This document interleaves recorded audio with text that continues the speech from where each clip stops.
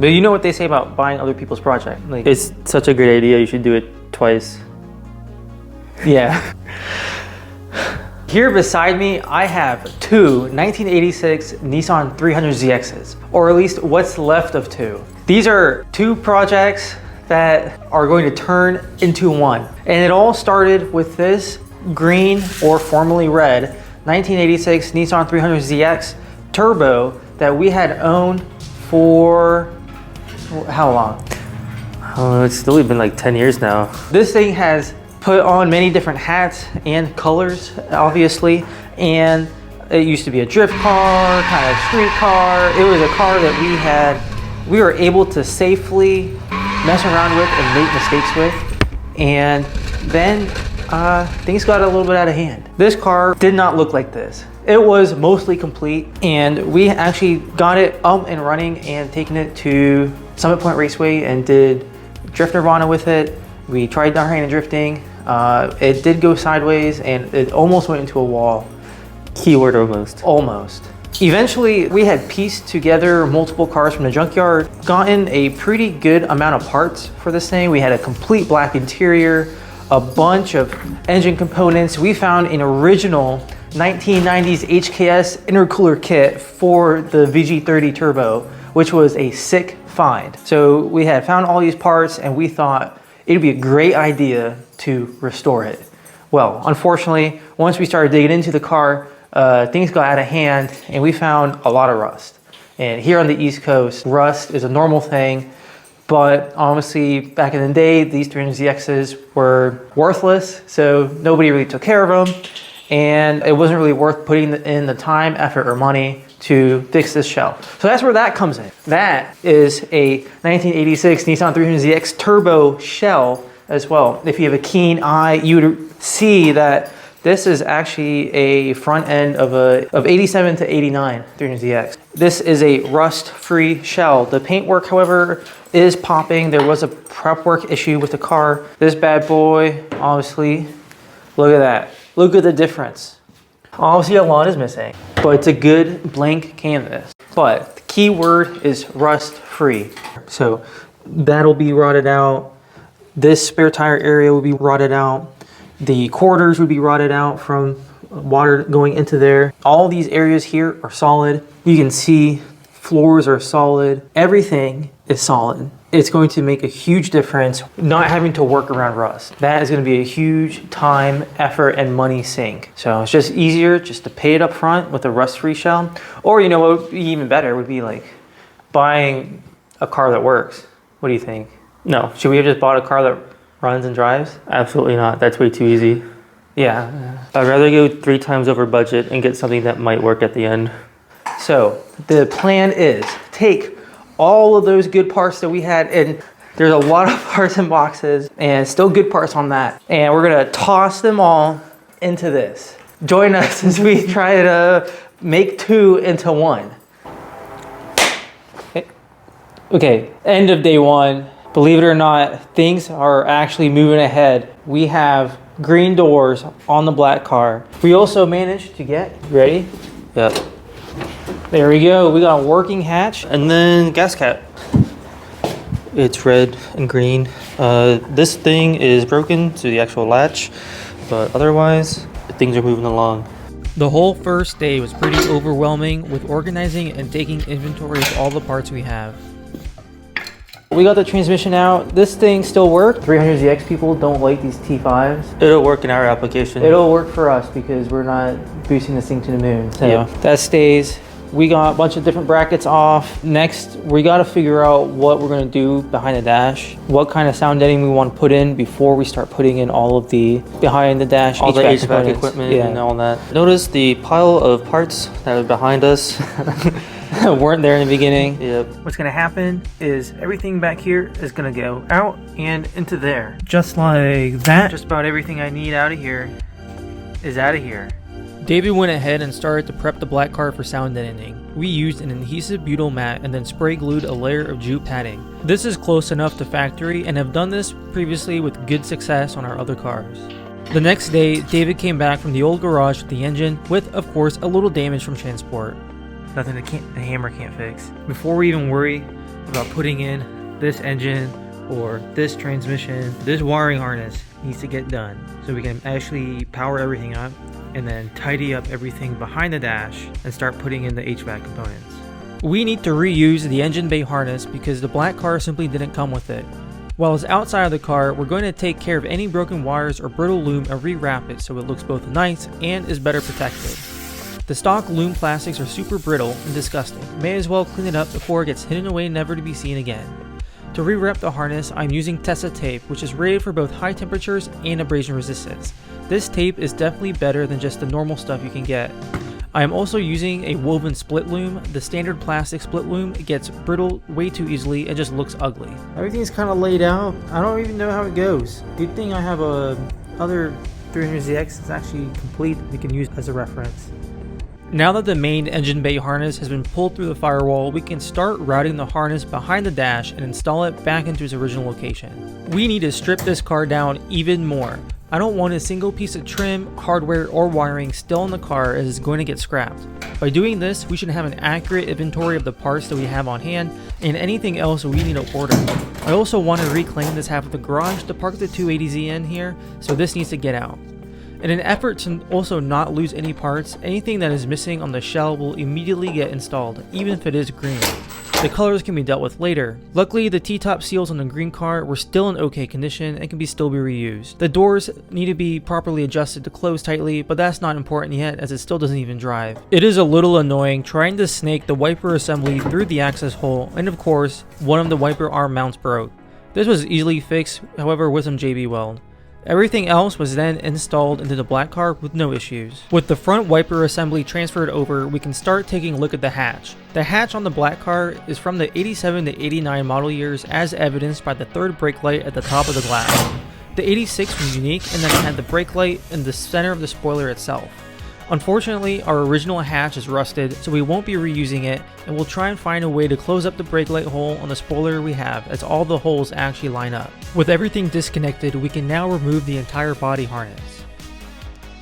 I decided to drop the front suspension as all one unit. Brakes, control arms, coilovers, and steering rack all came out together. The rear suspension is a bear to remove by yourself, really just because it's super awkward and heavy. The fuel tank is already really exposed, so it's pretty easy to get to, and it was empty, so that helps. Now that everything was removed from the green car, we can really start focusing on installing parts. Parts like this brake booster are getting a fresh coat of paint and tossed right in the engine bay. With the booster in, we can then install the pedal box that the green car had graciously donated. A fresh brake and clutch master cylinder are getting installed as well, and with those in place, we were able to begin routing both the brake and clutch hard lines. We want to route all the brake hard lines prior to the engine going in. Trust me, it's a lot easier to do it now before the engine bay starts filling up fast, or working around an engine. With it all in, it's really starting to look like an engine bay. Alright, from there, it doesn't look like a whole lot's been done, but believe me, there have been a monumental amount of wins just to reach this point. We've completely stripped that car down. We have all the parts that we need off of the car. We've thrown in what we can so far. We have a brake system plumbed up. We have clutch master cylinder in. We have all the pedals.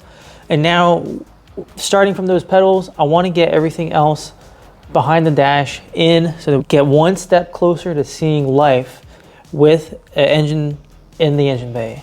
So that's going to be the next steps. Complete everything behind the dash, put it in the remaining engine bay harness, and tuck everything away before the engine goes in. I don't really care about this car having air conditioning since it has T-tops, but heat in the winter would be a nice to have. With the heater box, AC box, and blower motor in, the rest of the dash support and steering column can now be installed. Now is for the most satisfying part that I'll actually be quiet for, plugging everything in.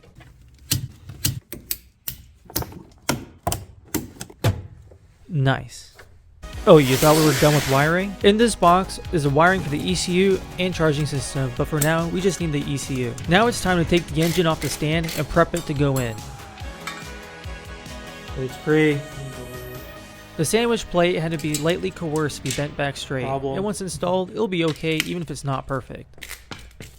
We decided to use an Excite clutch as the components are high quality and are also made in Japan for the cool factor. This clutch is very highly rated and should be very streetable while still holding up if we decide to turn up the boost a little bit in the future. At the same time, we purchased an aftermarket flywheel, as a new one is not much more than a cost of machining. Installing the new clutch parts are pretty straightforward. We're reusing the original flywheel bolts and making sure to use Loctite on the threads.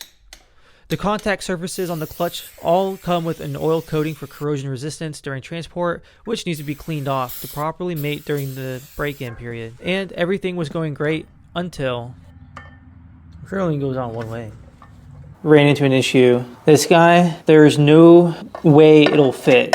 Nothing lines up if you line up the dowels, and it looks like the new flywheel, which part numbers match to what should be in here, it looks way too big. We gotta figure out something fast while David's here to help. Yeah, not great. We need this engine in the car tonight because the next day, David's going back up to New Hampshire. Mom came to the rescue and expedited delivery of the original flywheel that was left in the old garage, as of course we didn't need it because we had a new one. Mom came in clutch, drove 2 hours, got the old flywheel here. So now, moment of truth.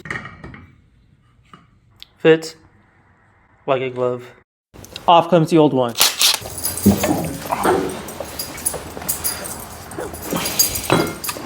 Hi, Misty. Quick work was made of the rust with some 120 grit sandpaper. We have like this crack here, slight area of concern, but I can't really catch a fingernail on it. Well, one thing's for sure is this flywheel really got hot, and probably drifting it didn't help. Well, we're not really happy that we had to reuse it due to the time crunch. But we cleaned it up the best that we could to get rid of the glazing marks and have the best chances of this clutch breaking in. We'll see in a future episode if this comes back to bite us. Now that the cover is in place and torqued down, we can install the transmission. Off camera, a new throwout bearing was also installed. Installing the transmission is a little finicky, and for us it made more sense to mate them outside the car rather than install the transmission first and then install the engine in the car. All the bolts get torqued down and it's time to toss it in. And yes, a new rear main seal was actually installed prior to the engine being placed onto the stand like 5 years ago, so you don't have to worry about that. I would highly recommend, if you're doing this yourself, removing your front bumper and fascia, as this makes it a lot easier to swing both engine and transmission around. Fucking nosedive into it. Yeah. If you want to lift it up and I'll push it forward. Oh jeez. Okay, you want it down a little bit.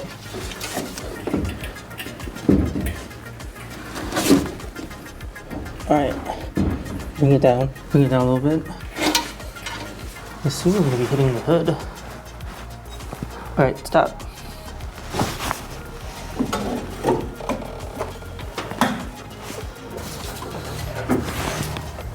We should be clear of the cross member now. Okay, this side's in.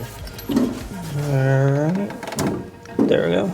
And just like that, the engine is finally in after being on a stand for almost 5 years. Now we just need to bolt up the transmission and drive shaft, and our drivetrain is complete. However, there's still a lot of work to do before we can fire this up for the first time. Alright, it's next morning. Get all these auxiliary parts back on the engine. Gotta dig through some boxes that we haven't seen in a couple of years to find all the parts, but I think it's all there. Largest pieces to the install are the intake manifold and wiring harness. When this engine was refreshed on the stand years ago, I installed completely new fuel injectors, hoses, timing belt, cam seals, rear main seals, stainless steel exhaust manifold studs, exhaust gaskets, and a ton of other small parts. Everything except cracking it open was done. I also painted the valve covers what I think is a pretty cool red crinkle coat finish. The engine's in. Along with that, a lot of the peripheral items that are needed to get this thing running. However, we need fuel, air, and spark for this engine to run. So let's work first with making sure we have fuel. To do that, we gotta start with the fuel pump. I don't even know if the one that's in this car is good. Before I can even do that, we gotta connect the battery up to this to see if we can even get any power. So let's go steal the good battery from the White Z and do a quick smoke test on this guy. Maybe we'll get some signs of life.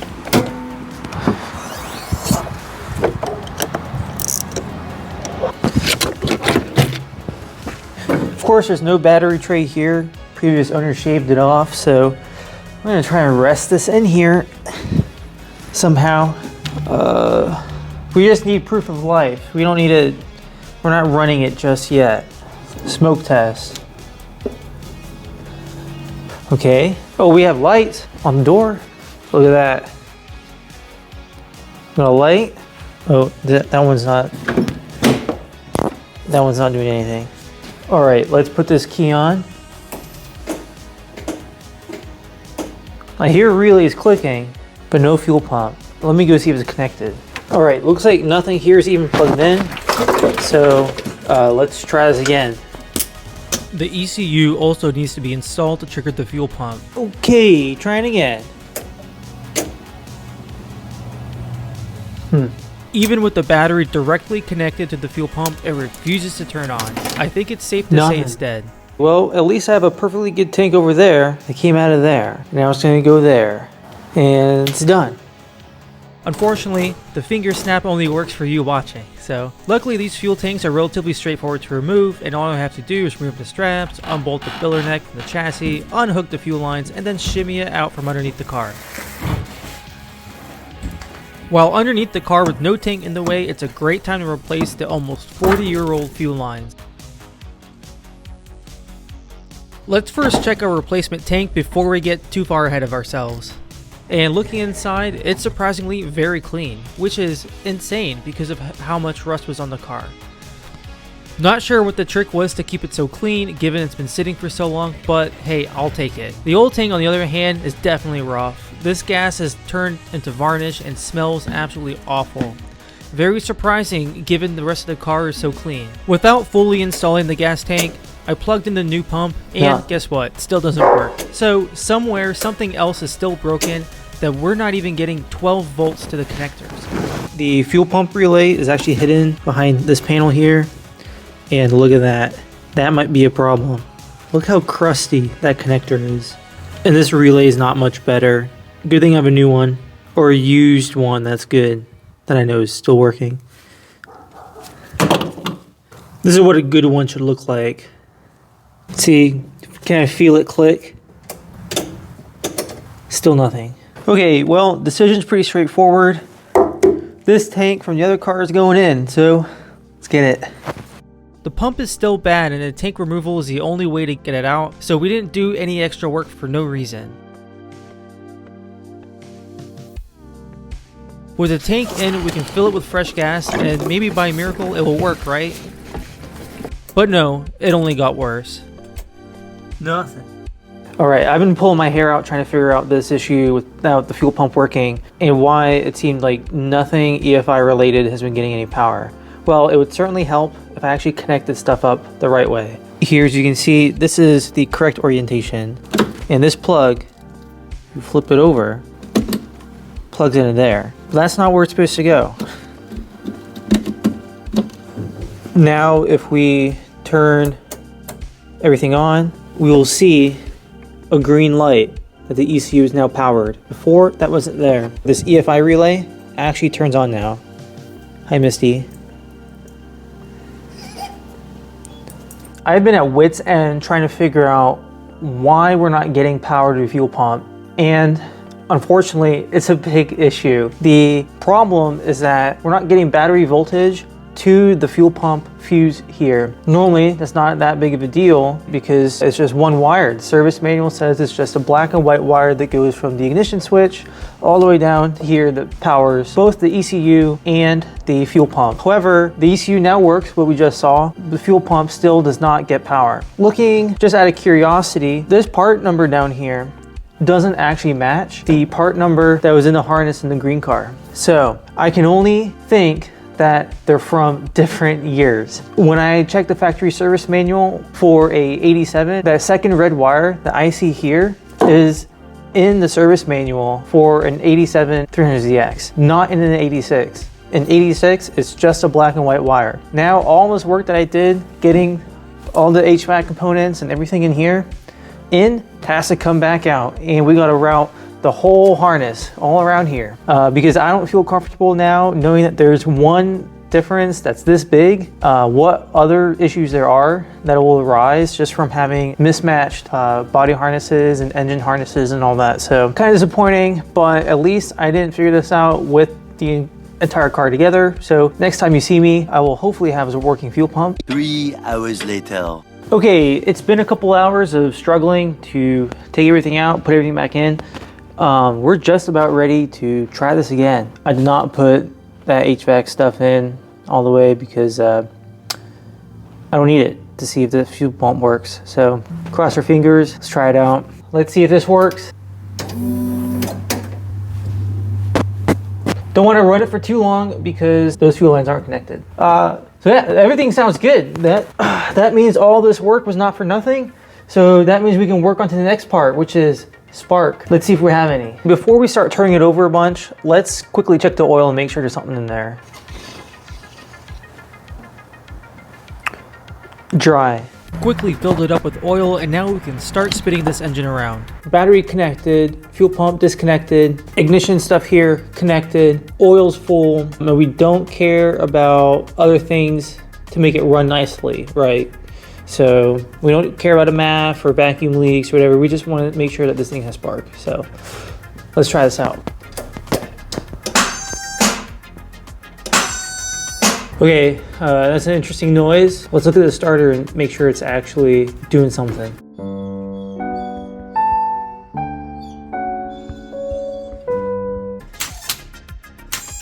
Easy fix, and somehow only 2 wires was still too many for David to wire up correctly. Okay, whatever attempt we're on is the charm. Those sparks were spooky, but I cleaned up the main ground to the starter, and now it works well. Whoa, turns over, nice. With a bolt and the distributor cap, we can easily see that spark is jumping across the terminals, so we should be ready to fire this thing up. Right now it's in like the mid 20s, pretty cold out, and that battery's pretty weak, so we're not really giving it the best chances to try and get running. So tomorrow for sure, get this thing going because we got the battery charging and I think it's supposed to be warmer. But first, of course, we need to finalize this fuel system. Luckily, it's really simple. Just some ethanol rated EFI fuel line for both feed and return with a fresh fuel filter, and we're all set. Okay, this one's the real deal. Let's see.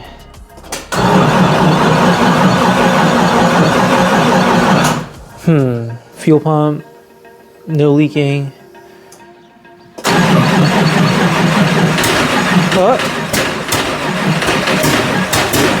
Something. For the next day and a half, I was racking my brain as to what could possibly be wrong.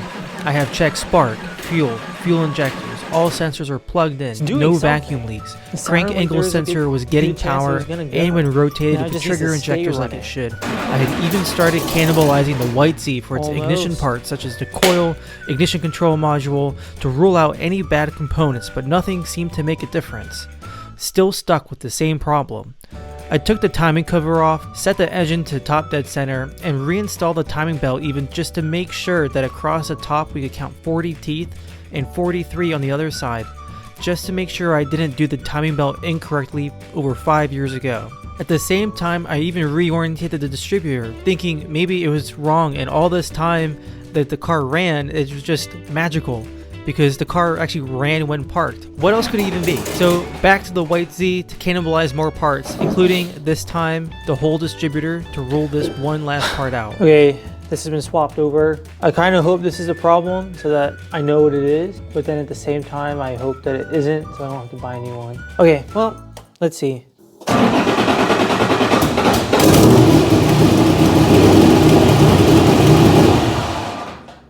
Hell yeah! Woo! Well, that's it. That's the problem. It sounded great. And honestly, I can't let it run for too long.